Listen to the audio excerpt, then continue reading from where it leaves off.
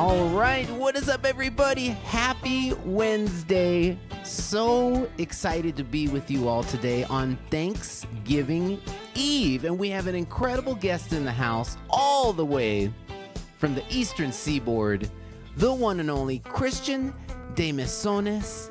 He may be a new name to you, but he just topped the Billboard chart just a few weeks ago with an incredible tune by the name of Hispanica, and it featured the legendary Bob James on piano. It's an incredible tune. I got a chance to sit down with him, chat about it, get a little bit of the backstory. He also sent in a few performances for us to check out to get to know him a little better, and he's an incredible talent. So Christian De Mesones in the house on Thanksgiving Eve. Appreciate you, Christian. Thanks for taking the time, and thank you for tuning in. Don't forget to click share.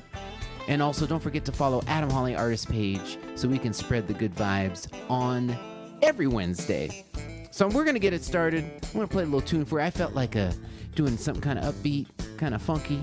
And it's a tune called, even though it's a Wednesday, I'm going to give you some Sunday swing.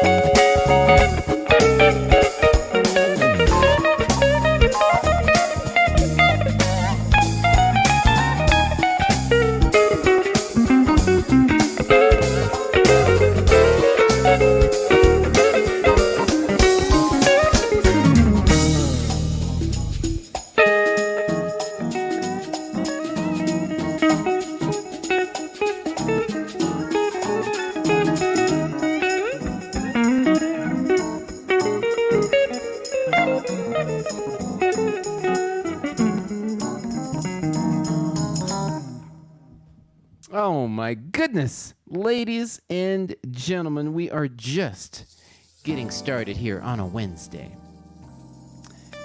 So as I mentioned, we have the incredible Christian De Mesones in the house. But real quick, just want to remind you guys, if you want to help out the show, you guys are the reason we've been here now 86 weeks in a row. So you can click on that link in the description. It'll take you to PayPal, Cash App, Venmo. You can also do stars through the Facebook portal. And we cannot thank you guys enough. You've been so incredible. And ladies and gentlemen, I hope you enjoy the #1 Billboard artist, Christian De Mesones.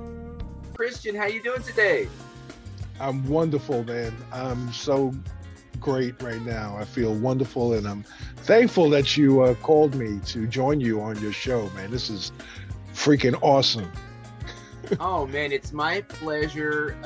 We have not met, just so the audience knows, but I heard your song, and I was like, man, this song is killer. And the next thing we know, it goes #1.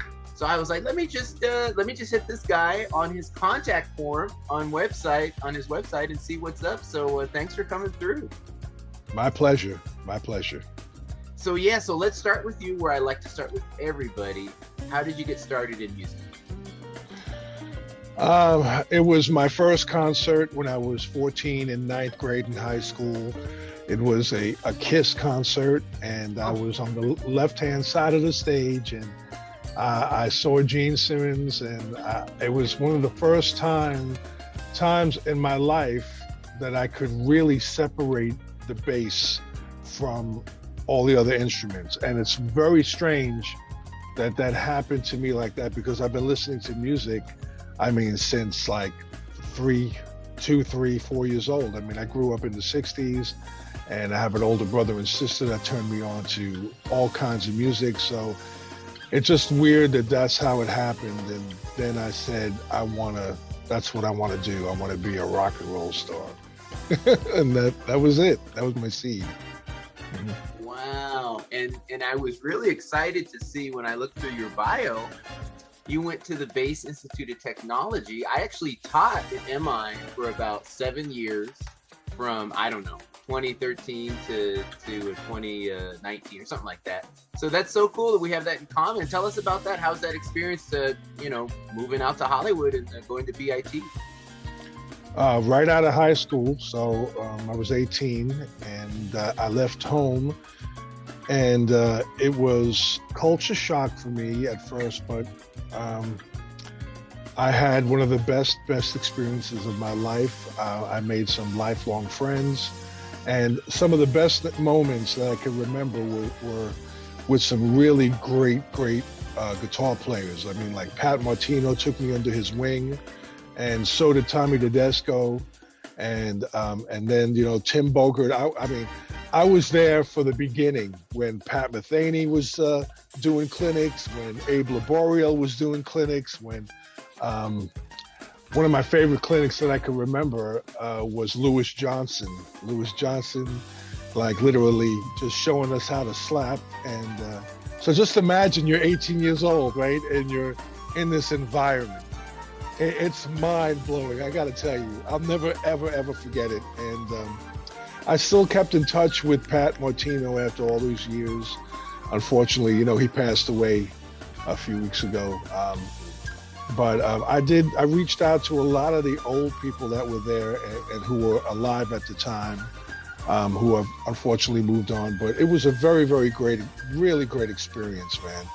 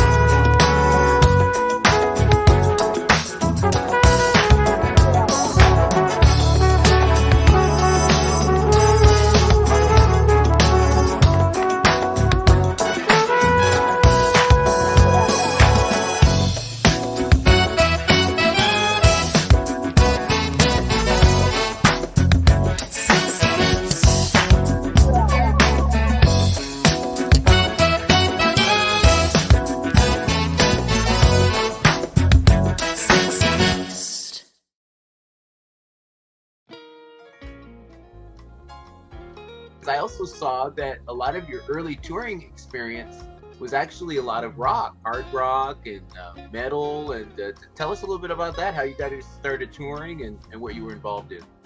When I was at BIT, I was offered a gig to play in Hawaii, and I took a chance. And it's really strange because at the same exact time I was offered a gig in Hollywood with a really good up-and-coming band, and but I took this chance in Hawaii because the person that invited me was a friend of mine.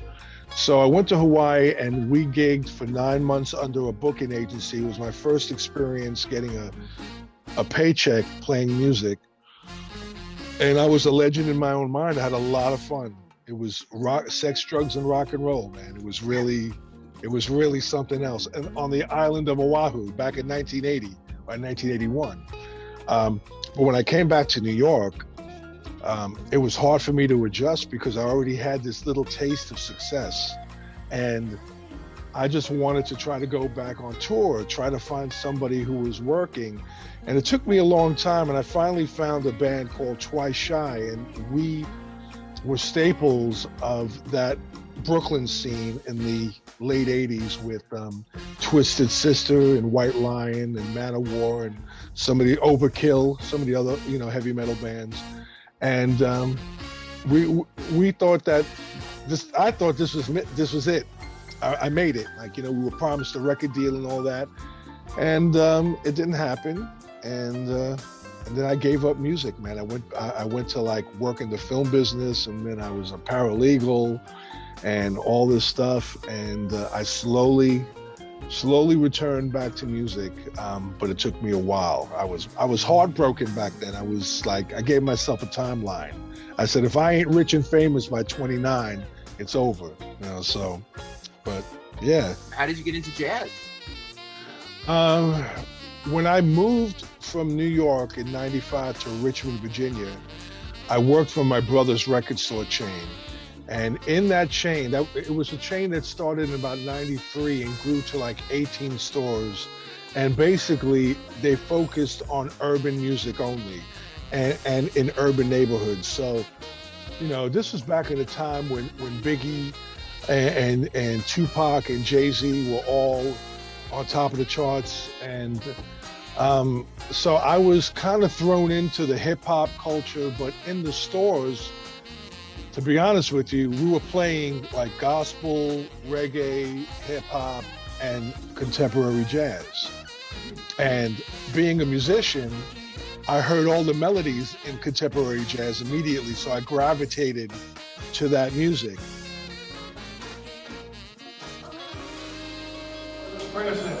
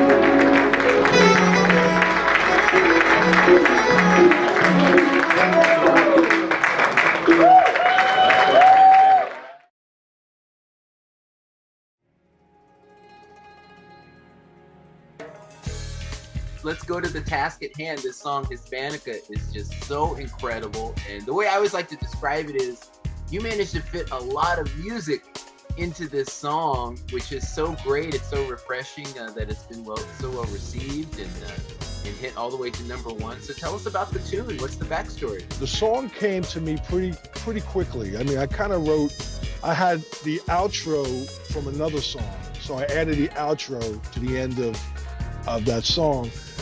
I had the melody, I had the groove, I had pretty much the whole composition, and then I reached out to a great vocalist on the West Coast named Deborah Galan, and I asked her to put lyrics to it and sing it. And so I thought it was a great piece on its own. It was released on my 2020 album, They Call Me Big New York, and I was really happy with that version. And I was like, that's fine, that's it. But you know, Adam, when there's a song that keeps on picking at you, like you know that there's something really special about the song, you just don't want it to fall between the cracks. So I get a call from Adam Leibovitz, who I know you know, right, Adam? And he told me, he said, Chris, that Hispanica song is a hit. It's a great composition. You just gotta rework it, take the vocals off, put an instrumentalist on it, whatever you want to do. And what happened was I just was talking to a good friend, Mike Ricard, out of the UK, and I joked to him. I said, wouldn't it be funny if we had like a Bob James keyboard style on this song? And he was friends with Bob James. So he calls up Bob James. Bob James emails me and says, I listened to it, I like it, I would love to play on it. And that to me was validation that I had something really special, you know? And that's what happened, man. And Bob James played on it.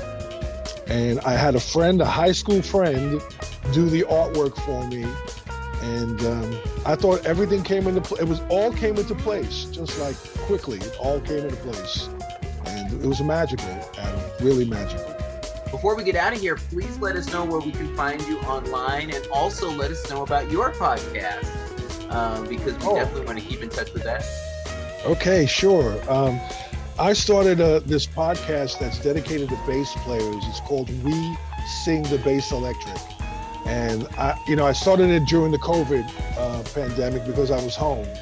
And even though you're home, some people are motivated. They're like, maybe you could sit in your studio all day and create music, but me, I need to feed off of people. I'm one of those a sponge kind of people. I just, I have a hard time motivating myself by myself in a room. I've got to be around other people. So I reached out to a bunch of bass players and asked them, would you like to talk about stories on some of my favorite records that I grew up with? And so the whole year, matter of fact, the last episode for this season is going to be posted the end of this month. And it features Rudy Sarzo, who is a Cuban-born rock bass player who's best known for the band Quiet Riot. So I've been doing a lot of hard rock bass players. I did do a tribute to Tim Bogert when he passed, and I had Will Lee and Adam Nitti and Steve Anderson. So I look for bass players who are doing something, and next season I'll focus on more jazz, R&B, and funk. But this year I had to get my yayas out and reach out to all my old heroes. So yes, it's called We Sing the Bass Electric, and it's available everywhere. If you need to find me, my website is www.bignybasworld.com. I also have a Facebook page called Big New York. I'm very easy to contact, and you can get my music directly through me. I'll autograph a copy of the CD. It's only $20 domestic, and maybe I'll even send you a bonus CD, depending on how you write to me. If you write to me, really, you know what I mean? If you write to me and say, "Oh, I love your music, I've been following you," then I'm a sucker for that, Adam. I'm a sucker, so I'll give them something free, I like it. Well, there you go, ladies and gentlemen. Big New York. All right. Thanks so much, Chris. Oh, yes, the one and only Christian De Mesones. Appreciate you, Christian. Really great getting a chance to sit down and chat with you. And, well, ladies and gentlemen, you know what time it is. It's time to bring in my lovely wife, Kat, with the Cat Cam. There she is. Hi. How are you doing? Good, how are you? I like the vibes today. You've got like a fall orange. I do have a fall look, yeah. Yeah, you know what time it is. It's burnt orange. It's Thanksgiving Eve. Thanksgiving Eve. And you guys may have noticed already, we did do pre-record for this episode because I am currently at church. We do a Thanksgiving Eve service every Thanksgiving Eve since I've been at this church in Inglewood, California, up to no good. And I've been there since 2013. I don't think I've missed one. I think I've done every Thanksgiving Eve since I started playing there back in 2013. So anyways, regardless, we did not want to leave you hanging on a Wednesday. And so we hope you're enjoying Christian. And it was a lot of fun hearing from him. And it's pretty wild. Christian and I had something in common. You know, I used to teach at the Musicians Institute. He went there before it was called the Musicians Institute. Yeah. And of course, he's a bassist, so he was going to BIT, the Bass Institute of Technology. And so anyways, it was great catching up with him. And we may see him in, he's not far from Richmond, so we may see him in December. He's thinking about maybe popping down. So speaking of which... I had to think. I said, what's in December? Yeah. Well, speaking of which, let me just, me, I like my segues. I like to pretend I'm a newscaster. And so we do have some shows coming up. We hope to see you all. For our Christmas docket, we have South in Philadelphia. Very excited to be back there, hosted by Gerald Beasley on a Thursday, December 16th. On the 17th, we'll be in St. Louis. That is going to be 3 artists on the bill. St. Louis's own Mark Harris, Phil Denny, all the way from Lansing, Michigan, and yours truly will be there. And finally, we'll be in Richmond at the Garage on Saturday, December 18th. So very excited about that. And then we got a bunch of shows coming up in 2022. So really hope to see you guys. Seabreeze was just announced this week. Amazing lineup. Very excited to be back there. The shows will just keep on rolling. Make sure you go to adamholly.com so you can keep track of all of the shows, and we hope to see you all out there. And we know we'll see Kat out there as well, hanging out in December for some Christmas vibes. Okay, so we'll go back through the archives and pull out some of our gems. So pull out it should some be of fun. Our holiday gems. Holiday cheer. Yeah, right? Exactly. So, hey, we always like to keep you guys updated on what's going on around the household. We do have some updates for you. Now, it's not a huge update. The pool is still not done, but we're counting down the days. I think, to my estimation, we're maybe a couple weeks out. So we did get the wall, the rock wall, and the gate finally reattached out in front. So they had to... Go ahead. Well, I was just saying, with the tractor, they literally, we signed the contract and then they were destroying our backyard within 2 seconds. And so with the tractor, they went right up to the wall and the gate to get to around the side of the house and literally knocked it down. Yeah. And so we've not been able to enclose the backyard for like 5 months. It's crazy. Yeah, it's been crazy. Anyways, so this is them reassembling it, putting it back together. This is after you had them fix it. They weren't putting it together right, isn't that? Well, yeah, because the wall where the gentleman is standing, and you see like right above him how there's like a step down, and you can kind of see like a little opening. Well, they had made that just all one level, like completely just really high. And I came outside because he said, "Oh, we're done." I turned the corner and I said, "Whoa." I said, I don't think it's supposed to be like that. I said, it's supposed to line up with the other side, where the sconce is. Right. And that's a good word, sconce. I never knew what is a sconce. It's the light that hangs on a wall. Okay. Or like outside of a house. Okay. So people usually have them like by the garage like we do, or like all along the back. I've heard the word sconce and I never knew what it meant. Or like in a hallway on the wall. Okay. All right. Fair enough. So yeah, and he was trying to argue with me very politely and like trying to point out the height of our neighbors' walls, and I was like, no.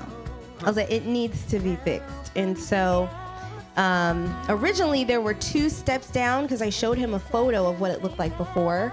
But in order to do the 2 steps, he would have had to cut more bricks and whatnot.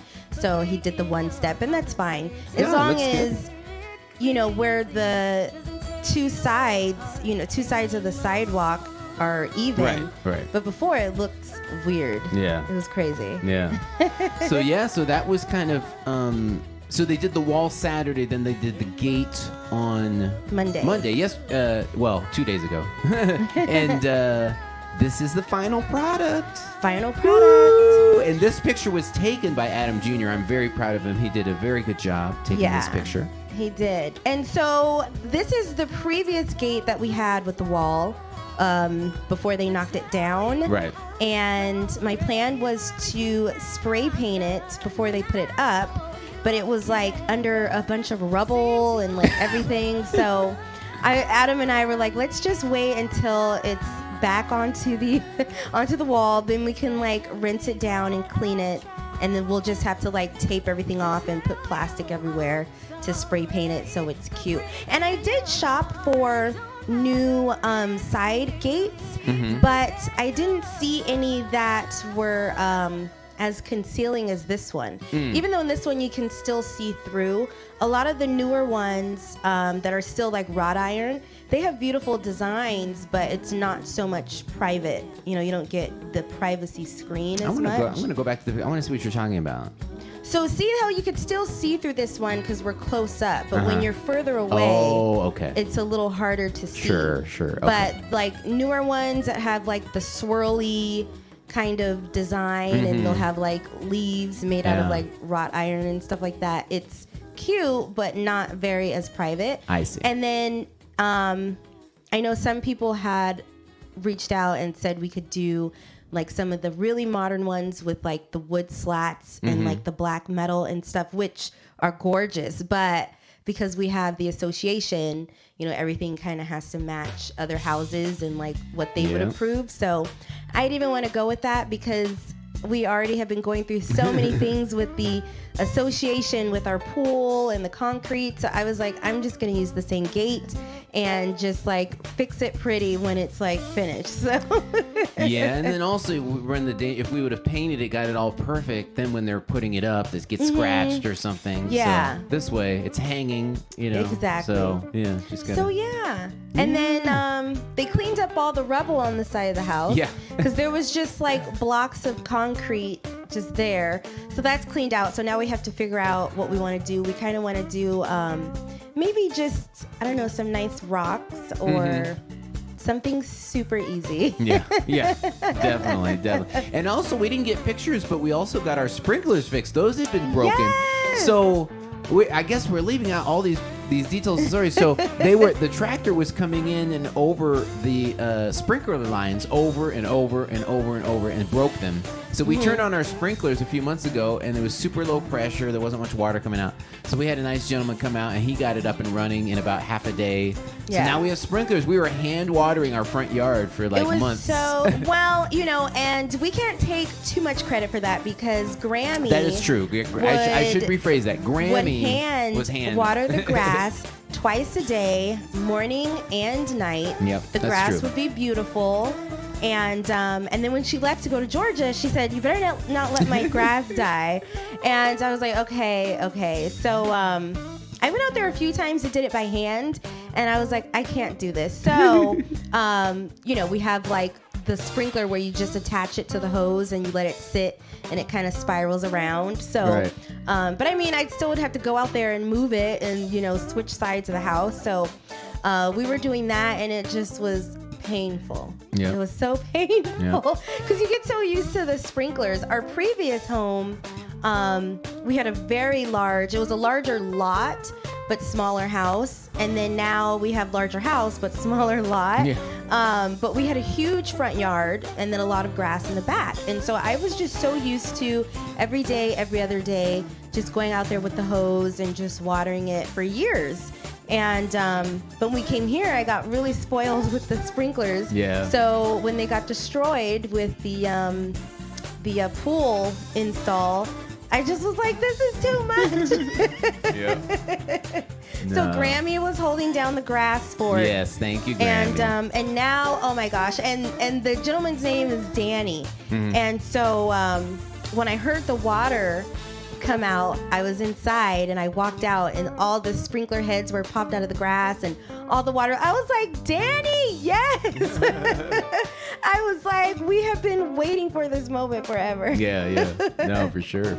Yeah. So it was awesome. So we're getting things civilized slowly in the irrigation.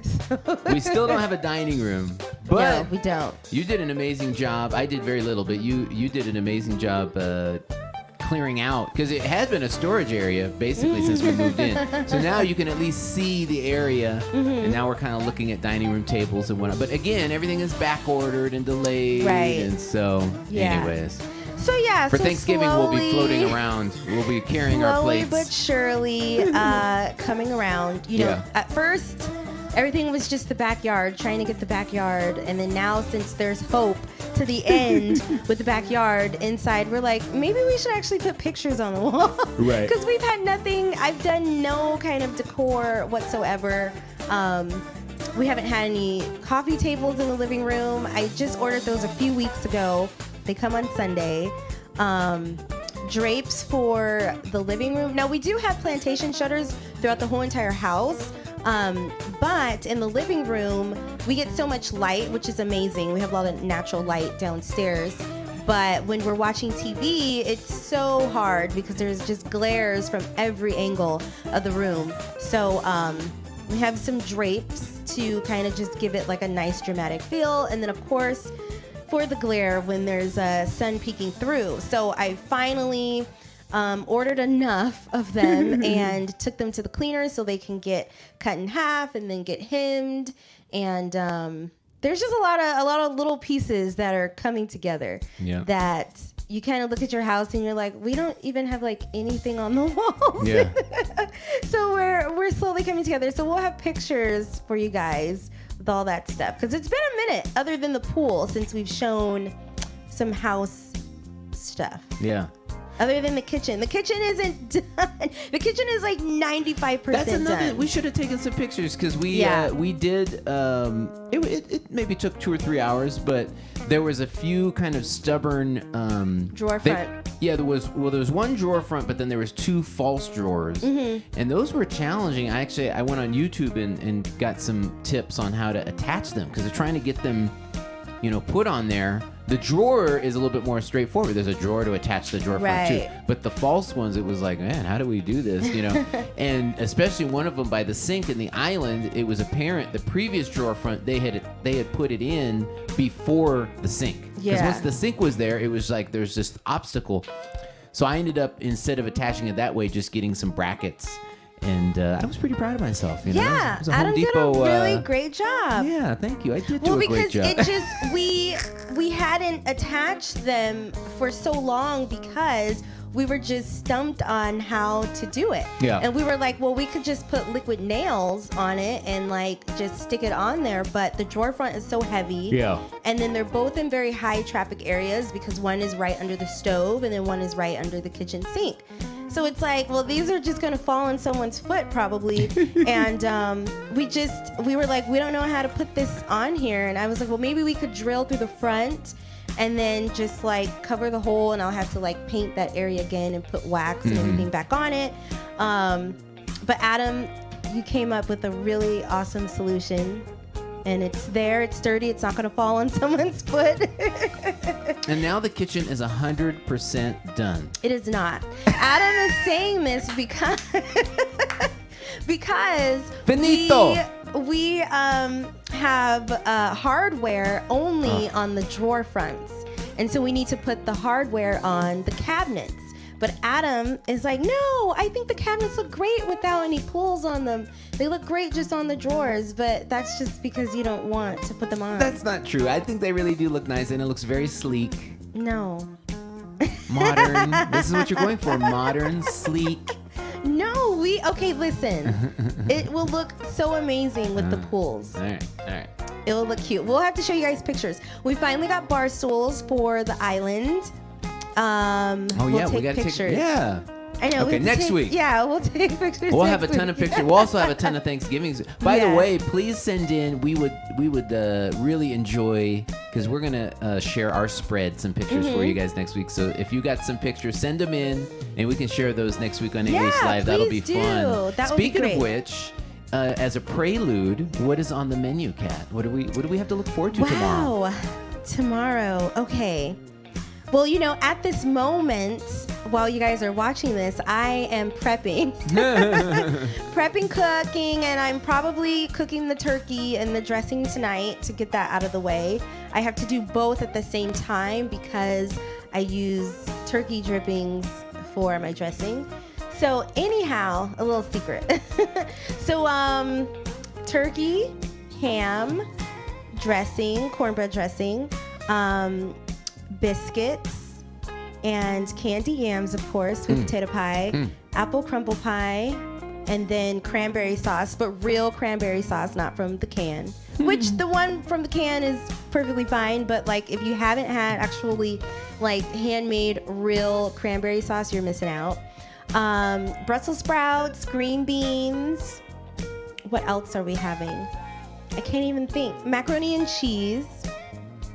And of course we have our beverages, wine, cocktails. Adam Jr., we always say he has kids wine, but it's apple cider. And we let him drink it in a wine glass with ice, so he doesn't feel left out. And that's another thing we need to take a picture of is you got me that really amazing cocktail set. It's like a set to where you can make cocktails. It's got like the stir. It's got the what's the thing? The muddler. And it has the cocktail shaker. And cocktail it has a shaker. strainer. The strainer. And it has a alcohol. What? It's the shot. Yeah, the alcohol shot measuring cup. Yeah. Thank you. And it's so cute because it comes like in a bamboo like carrier, and every little it's so thing cool. has and it's like rose a spot. gold. Mm-hmm. Yeah. So, because Adam is our bartender here in the house, he'll make a mean cocktail for me. Oh yeah. But looking forward. And this was actually an Ask Adam question. Are we getting to Ask Adam's yet? Well, I've got a few more pictures, and then let's do Ask Adam. We also, our son Adam Jr. had quite that's right, the basketball schedule. He had 3 games this weekend. I took him on Saturday. He had 1 Saturday, and then he had 2 on Sunday, and he's doing travel ball, and so we have a few pictures from the weekend. This is him and his team outside doing a little huddle. I think this is before the second game on Sunday, and this is Coach David. That's one of the coaches of the travel organization. Not his regular team coach, but he's a coach to everyone, basically. He's like one of the directors, so. And then this is a post-game huddle. I think this was after the second game. The second game was so close. It was one of those games where you score 2 and then the other team scores 3, then you score 4 and then you're up by 2 and then you guys are tied, then they're up by 4, then you are up by 5. It just was crazy, and it went like that until the very, very end. The refs started calling like crazy fouls, so the other team basically won because they got 3 sets of free throws towards the last 1 minute and 30 seconds of the game. Yeah. But one of the highlights, the 2 games were separated by about 3 hours. So we all took the boys out to eat at this. They had this outdoor patio. The place was called Buns. We don't want none unless you got buns, huh? I'm a poet and I don't know it. But anyways, it was a hamburger place, and it was nice to see the kids have some camaraderie. They're getting to know each other. You know, the team's just been together a few months, so they're having fun, and they're growing. They're so cute. Yeah, and they're growing together. They're getting, so much better by every game and every week. So it's been fun to watch the progression for sure. Yeah, definitely. And it just was so nice. And it was really nice, too, because with Adam being an only child, it's been very difficult, through the pandemic for him to get socialization. Yeah. And that was one of the really the biggest reason why we had him go back to school in person in the summer, because we're like, well, he's an only child, we do want to be safe, but he can't be in the house by himself all the time. And then same thing with basketball. I mean, he was doing basketball pre-COVID. After he got vaccinated, that's when he was like, okay, well, can I start playing basketball again? And so it's really hard because you want to be safe and you don't know what other people are doing. But at the same time, the kids have to be kids. Yeah. So just like as an adult, you can still do things and enjoy yourself, but be safe at the same time. So a lot of the teams, since it's travel ball teams, it's teams all over SoCal. And, when we go to gyms, they usually have where you have to wear masks.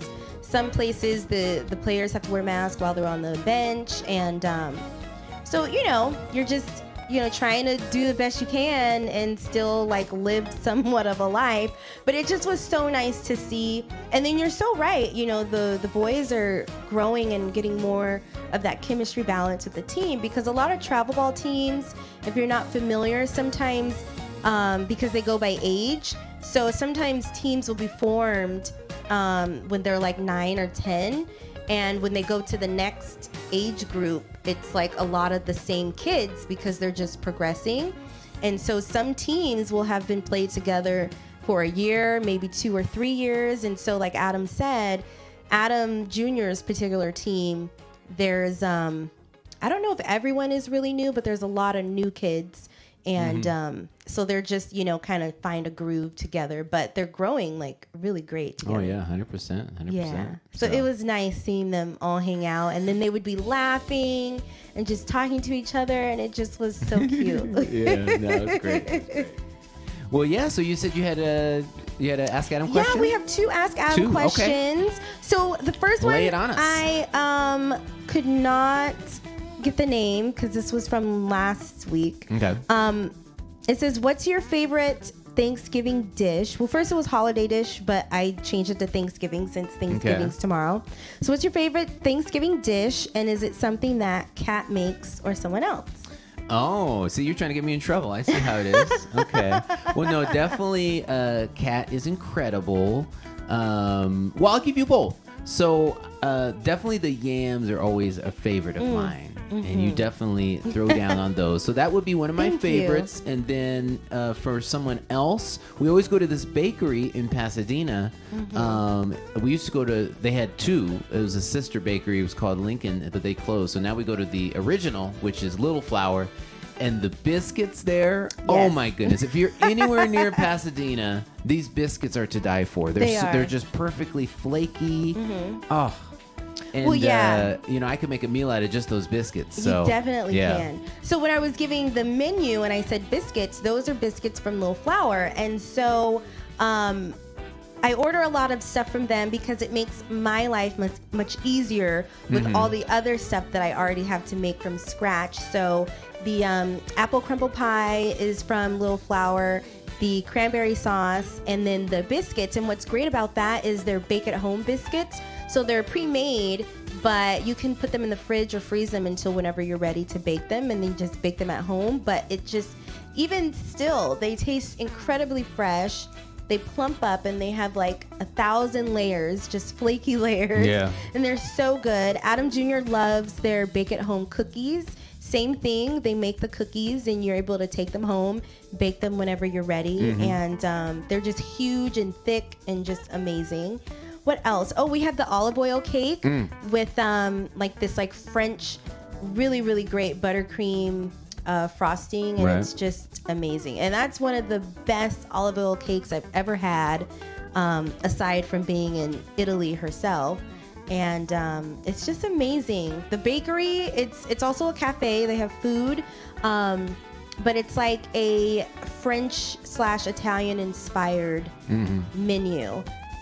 but then with that like California flair, like it's just so good. Oh my gosh, everything there is amazing. Yeah. And I did order. Actually, I forgot to say this. I did order a potato and leek quiche for Thanksgiving morning, which I always like to buy something for Thanksgiving morning or in the day because I'm not going to be cooking, 3 meals a day on Thanksgiving. So the quiche is perfect. We just cut it and put it in the oven.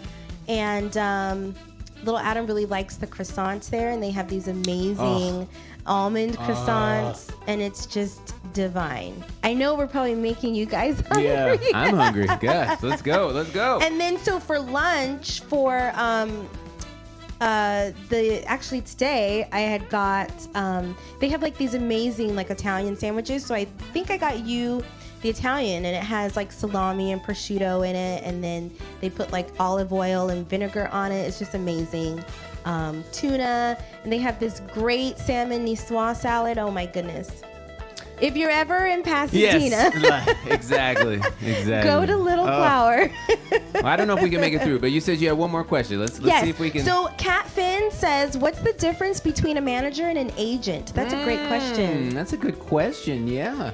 Well, it's probably easier to start with an agent. An agent books you gigs. Mm-hmm. It's very simple. It's very cut and dried, So they either find performances for you to do, or a lot of times they field calls. People know that this is your agent, so they call them, make an offer, and then they do the contract and whatnot. So it's pretty simple what an agent does. A manager, can have a wide variety of roles, but in the name manager, the root of that is manage. So essentially they're supposed to manage your career. So it's not so much going out procuring gigs. It's more keeping track and organizing everything that you're involved in. And that's not just performances. It's also your recording career. So dealing with, record labels and dealing with publicists and dealing with all of the aspects that make up you as an artist. And it could even extend beyond that. Many artists are also producers, so your manager may also help in dealing with your clients and etc. And some people have very hands-on managers that do literally everything. Like they handle all correspondence, all emails, all phone calls, and then of course everywhere in between. So I've always been self-managed, which means I personally, in addition to being the artist and being the producer, also am dealing with all of the day-to-day of the phone calls and the emails and etc. And nowadays with technology, it makes it much easier. I'm able to, I've got, of course, my smartphone. I get all my emails, and as long as you respond in a timely manner, everything keeps moving, And then I do have an agent, which helps, with booking performances. So that's been working very well for me. But yeah, that's kind of the delineation between the two, and it's definitely sometimes it's a bit confusing, and a lot of people get a manager thinking, oh, that's going to, make the difference. It can if they have some connections, but again, at the core, the manager manages what's already occurring. So that's a bit of a misnomer. So sometimes people think, well, if I get a good manager, then I'll have all this work. Whereas really it's kind of the inverse. The manager can manage all of the work you have coming in. So, the agent is definitely a big component of that. So anyways, that's my take on it. So basically, if you want to get work, you need an agent. Yes. If you don't want to do your own work at home, then you get a manager. Right. And also, it's also depends on the scope of how much you have going on. So like you look at somebody like, let's throw out a really big name like Chris Bodie or Kenny G. It's not possible to deal with everything that is in the organization and the business of being Kenny G. Like it wouldn't be possible to operate at the level he is. So, at a certain point it becomes necessary too. But for a lot of us, we're very successful, handing the day-to-day. And also, do you have the temperament for it? Because it is, a lot of emails and contracts, and not everyone wants to deal with all that. Some people want to just, no, I just want to, I just want to play, Yeah. But I really enjoy, I did a minor in business when I was at USC, and I really enjoy being hands-on and being really integrally a part of all of these discussions and, really having a finger on the pulse of what's happening in the a business of Adam Holly, if it were. Well, So. and just for me personally, I'm a very impatient person. No. When it comes to certain things. So I feel like if someone calls me and I say, okay, we'll call my manager or email my manager, and then I don't hear anything for a day or two, like, I don't like that. I would just rather deal with it myself. And I deal with a lot of things, with Adam Holly Christmas and just a lot of Adam Holly stuff. Mm-hmm. Yeah, and definitely. things at home. And I'm just a very type A person. So things just have to be in order, in my face and correct, all the T's crossed and I's dotted. So I don't know if I'd be able to let go and let someone else, if I would entrust someone else to do all that. Yeah, and then the other thing too, just to keep in mind, and it doesn't mean that any given manager or agent doesn't have your best interests in mind. I'm not saying that, but you have to just keep in mind human nature. A manager can have many clients, and an agent can have many clients. So it's literally impossible. If somebody has more than one client, they have to look out for both of them. So no one is going to care about your own career more than you. Yeah. Because obviously we all want the best for ourselves. Whereas when you're under management or an agent and they've got 10 or 20 clients, they're trying to make everybody happy, but there's only so many hours in the day. Yeah. So I always say too, if you're going to have management or agent, you also still have to have ownership of your career and really make sure to keep the momentum going within your own volition, because typically if you just wait around and just they'll take care of it, that won't always have the desired effect. Right. So, yeah. But that was a great question. Yeah, thank you, Cat Finn.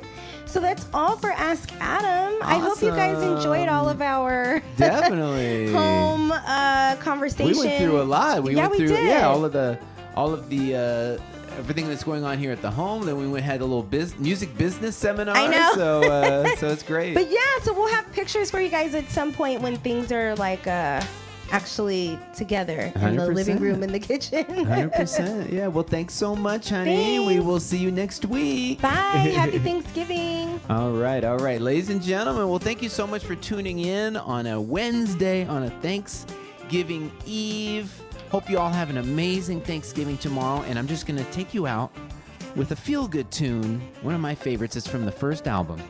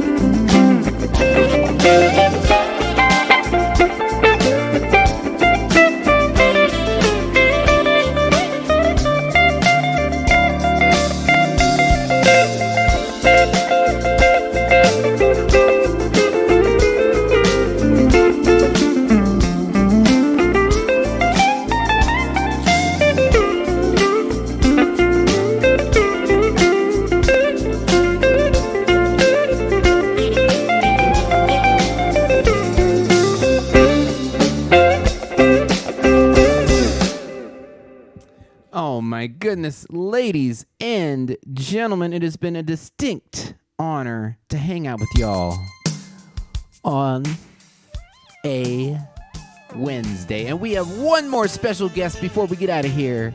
The one and only Rufus.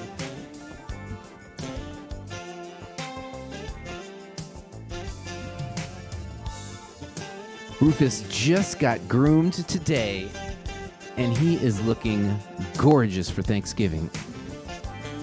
Hi, Rufy. Hi. Hi. I'll try to hold him up a little bit. He seems very uninterested in the camera. It's okay, Rufy. Well, we hope you all have an amazing, amazing Thanksgiving, and we will see you all next week. We'll have another incredible, incredible guest for you guys. The one and only Tony Saunders, bassist extraordinaire. He is flying up the Billboard charts right now with his current tune. And so he will be joining us all the way from the Bay Area. So real quick, if you want to help us out, just a reminder, you can click that link in the description for PayPal, Cash App, Venmo. And, of course, we have stars as well. Thank you so much for tuning in. We'll see y'all next week. Say bye, Rufy. Say bye. All right. Have a great Thanksgiving, everybody.